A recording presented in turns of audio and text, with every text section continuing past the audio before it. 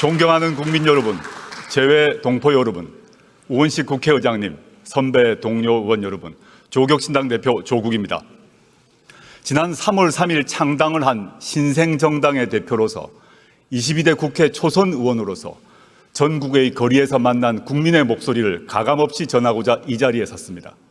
저는 흠결이 있는 사람입니다. 그런데도 지난 총선에서 690만 명의 국민께서 저와 조국혁신당을 선택해 주셨습니다. 그 마음 가득 명심하며 항상 겸허한 자세로 국민과 함께 하고자 합니다. 지난 총선에서 국민은 무도하고 무능하고 무책임한 집권 여당의 매서운 회초리를 들었습니다.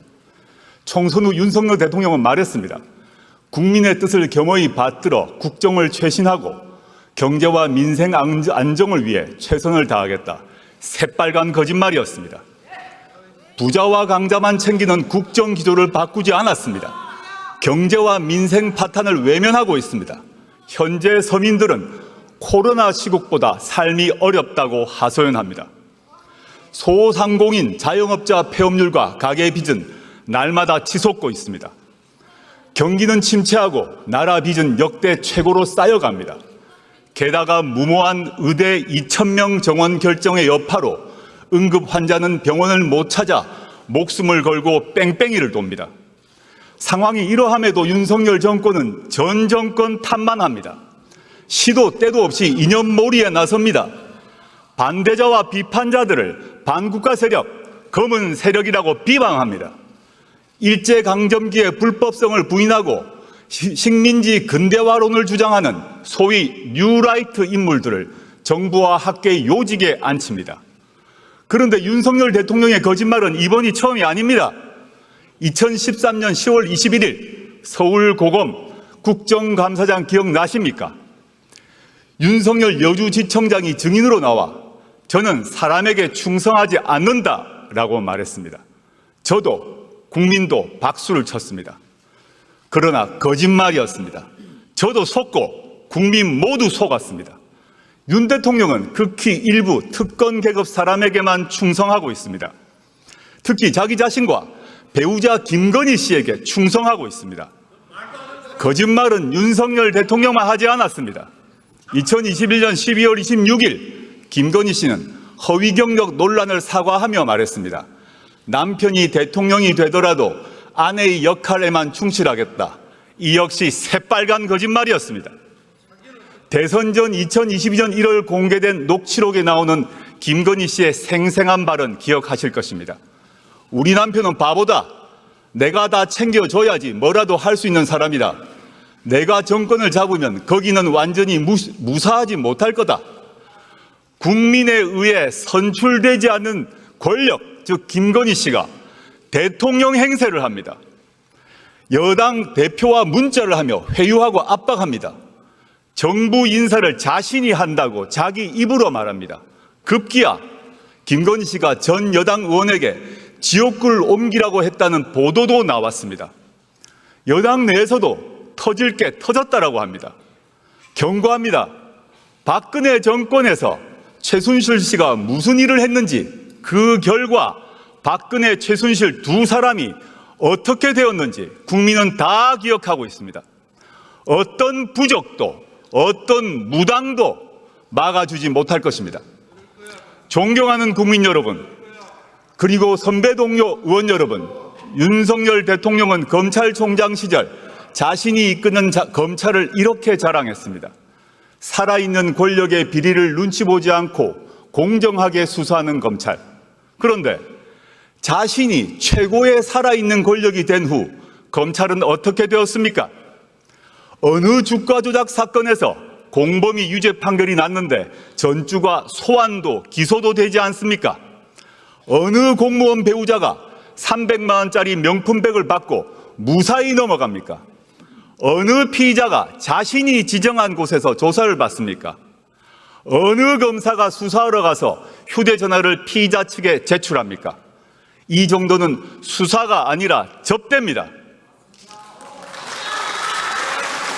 반면 전 정권과 야당은 사냥하듯 수사합니다. 원래 겨누었던 잘못이 안 나오면 나올 때까지 먼지떨이 수사를 합니다. 원래 사냥감이 잘 안 잡히면 가족, 친족, 지인을 텁니다. 그리고 일방적 피의 사실을 친검 언론에 흘립니다.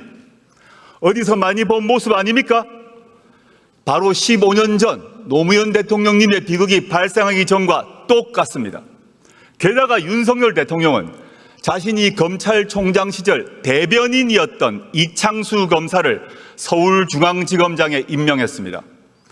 현 김주현 민정수석이 법무부 검찰국장 시절 검찰과장이었던 심우정 검사를 검찰총장 후보로 지명했습니다. 이유가 무엇이겠습니까? 검찰을 더욱더 수적으로 부리겠다는 것 아니겠습니까? 한편 윤석열 대통령은 자신이 나온 충암고 인맥으로 군과 경찰을 장악하고 있습니다. 김용현 국방부 장관은 물론 여인형 방첩사령관, 박종선 777 사령관 등 군내 정보 개통을 충암고 라인으로 다 채웠습니다. 경찰 인사를 하는 이상민 행정안전부 장관 역시 윤 대통령의 충암고 후배입니다. 충암고는 윤석열 정권의 하나회로 자리 잡을 것입니다. 윤석열 대통령에게 경고합니다. 아무리 모든 권력기관을 주머니 속 공깃돌로 가지고 놀더라도 국민의 마음을 잃는 순간 그대는 나락으로 떨어질 것입니다. 존경하는 국민 여러분, 선배 동료 의원 여러분, 창당 이후 만났던 국민의 목소리를 전하고자 합니다. 이태원 참사 희생자 고 이상은 씨의 어머니는 딸의 생일날을 맞아 김치찌개를 방문객에게 대접했습니다.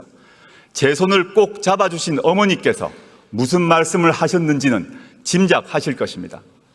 지난해 수해 현장에서 숨진 최혜병의 어머니는 일주기를 앞두고 편지를 썼습니다. 저희에겐 하나뿐인 외동입니다. 사람들은 아무도 모릅니다. 얼마나 힘든가 고통 속에 살고 있는지. 어머니는 애끓는 심정으로 진실을 밝혀달라고 요구합니다. 대구에서 만난 전세 사기 피해 젊은 신혼부부는 울먹이며 말했습니다. 평생 모은 돈이 다 날아갔어요. 이제 우리는 어디 가서 어떻게 살아야 합니까? 저와 조국혁신당은 고통받고 분노하는 국민의 도구가 되고자 합니다. 총선 때 광주 충장로 우체국 앞에서 유세를 준비할 때였습니다. 한 어르신께서 제 손을 잡으시며 말씀하셨습니다. 견뎌주어 고맙네. 살아남아주어 고맙네. 이제 잘 싸워주게. 지난달 말 전남 곡성과 영광을 방문했을 때도 똑같은 말씀을 들었습니다. 지난 윤석열 정권 2년은 대한민국의 잃어버린 2년으로 기록될 것입니다. 저희는 창당 총선에서 이렇게 외쳤습니다. 3년은 너무 길다. 무도하고 무책임하고 무능한 윤석열 정권은 나라를 더 망치기 전에 종식되어야 합니다. 국민은 이 정권 치하에서 너무도 힘듭니다. 인내심이 바닥나고 있습니다. 조국혁신당은 당내에 3년은 너무 길다 특별위원회를 구성했습니다. 저희는 이미 심리적 탄핵을 하신 국민의 마음을 받들며 온 힘을 다하여 위헌과 위법의 증거를 모으겠습니다. 존경하는 국민 여러분, 선배 동료 의원 여러분, 이어 조국혁신당은 정치개혁을 위한 두 가지 과제를 제안합니다. 먼저 제7공화국으로 진입하기 위한 개헌을 제안합니다. 제6공화국 헌법은 국민의 피와 땀으로 일궈냈습니다. 그 뒤 37년이 지났습니다. 일제강점기보다 긴 세월입니다. 우리 사회는 크게 변화했습니다. 이 변화에 걸맞는 새로운 미래를 준비하는 새로운 헌법이 필요합니다. 헌법 전문에는 5.18 민주화운동, 부마민주항쟁, 60민주항쟁을 수록해야 합니다. 이 운동과 항쟁으로 우리는 현재에 이를 수 있었습니다. 대통령 5년 단임제도 4년 중임제로 바꾸어야 합니다. 책임 정치를 구현하고 국정의 연속성과 일관성도 강화할 수 있습니다. 민생과 복지를 위한 사회경제적 개혁을 원활하게 만들 수 있는 사회권 강화 조항도 필요합니다. 합헌적으로 수도를 이전할 수 있는 수도 조항도 신설해야 합니다. 가능하면 빨리 개헌특위를 만들어 개헌안을 만듭시다. 2026년 6월 3일에 이루어지는 지방선거 이전에 국민투표로 개헌안을 확정합시다. 그 국민투표는 축제가 될 것입니다. 두 번째 제안은 정치개혁입니다. 지금 대한민국 정치는 민의를 정확히 반영하지 않습니다. 우리 정치는 비례성과 다양성이 강화되는 쪽으로 개혁되어야 합니다. 최근 거대 양당은 정치개혁을 명목으로 지구당 부활에 합의했습니다. 과거 지구당을 폐지한 이유는 돈 먹는 하마였기 때문입니다. 고비용 정치와 금권 선거가 이제 완전히 사라졌을까요? 국민은 그렇게 생각하지 않을 것입니다. 지구당을 되살리면 민의를 더 잘 수렴할 수 있을까요? 그렇지 않을 것입니다. 지구당 부활은 거대 양당 소속 정치인에게만 좋은 일입니다. 현행 비례대표 선출 방식은 준연동형입니다. 다당제가 민주주의를 발전시킨다는 점에 공감대가 형성된 결과입니다. 그러나 현행 국회법은 양당제를 전제로 구성되어 있습니다. 대표적인 게 교섭단체 기준입니다. 12석을 얻은 조국혁신당은 국회 운영에서 투명정당 취급을 받습니다. 690만 지지자 의견을 국회 운영에서 대변할 길이 없습니다.